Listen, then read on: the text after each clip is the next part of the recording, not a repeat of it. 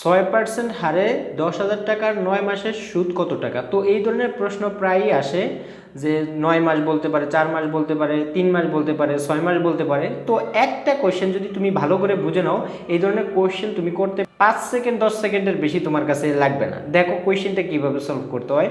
তো দেখো এখানে হচ্ছে 10,000 টাকা। তো 10,000 টাকার 6% তুমি ফার্স্টে বের করে নাও। তুমি 1 বছরেরটা বের করবা। কস কেন? 1 বছর তো 12 মাস, সেখান থেকে মাসে তুমি কনভার্ট করতে পারবে। এই কারণে 10,000 টাকার যদি তুমি 6% বের করো, এর 6%, তো এর 6% মানে কি? তুমি 1% বের করো। 1% বের করার জন্য 2 ঘর আগে দশমিক দাও, 100 টাকা, তাকে 6 গুণ করে দাও। যেহেতু 1% বের করছো, 6 গুণ করে দিলে হবে কত?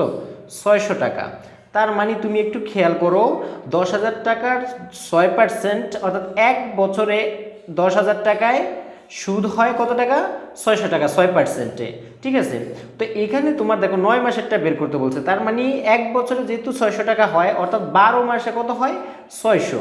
তো 12 মাসে 600 টাকা সুদ হলে 1 মাসে কত? 1 মাসে আরও অবশ্যই কম হবে, 600 ভাগ 12। তো 5 12 60, তাহলে 5 আসবে আর এখানে শূন্য উঠে যাবে একটা, যেহেতু অতিরিক্ত আছে।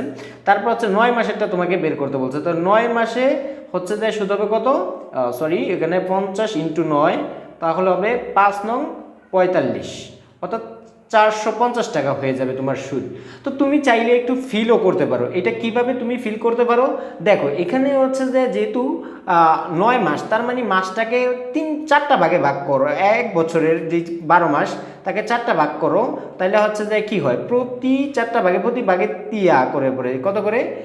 সরি, 4টা ভাগে ভাগ করো, তাহলে 3 করে পড়ে, 3 3 3।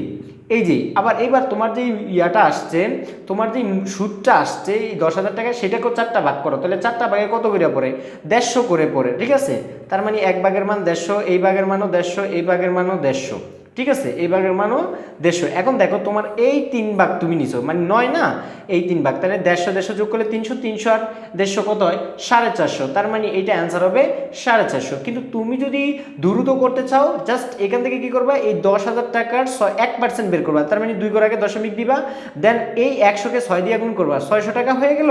তাহলে এখন তুমি একটু খেয়াল করো, এইটা হচ্ছে 9 মাসেরটা তোমাকে বের করতে বলছে, কিন্তু তুমি এটা পাইছো কত মাসের? 1 বছরের, মানে 12 মাসেরটা। তার মানে এখান থেকে তুমি এটাকে 4টা ভাগ করে দাও। 4টা ভাগ করলে হচ্ছে যে কত? 150 টাকা করে পড়ে। আর 4 ভাগের এখানে আছে 3 ভাগ, নাকি 9 মানে কত?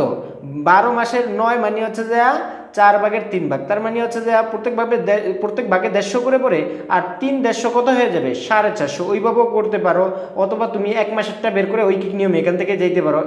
1 মাসে এত টাকা, তারপর 9 মাসে এত টাকা। তো এইভাবে 6 মাস বলুক, 3 মাস বলুক, 4 মাস বলুক, যত কোশ্চেনই আসুক তোমরা আশা করি সলভ করতে পারবা। তো ভিডিওটি ভালো লাগলে শেয়ার করে দাও, লাইক করো, এবং অবশ্যই চ্যানেলটি সাবস্ক্রাইব না করলে এখনই সাবস্ক্রাইব করে ফেলো।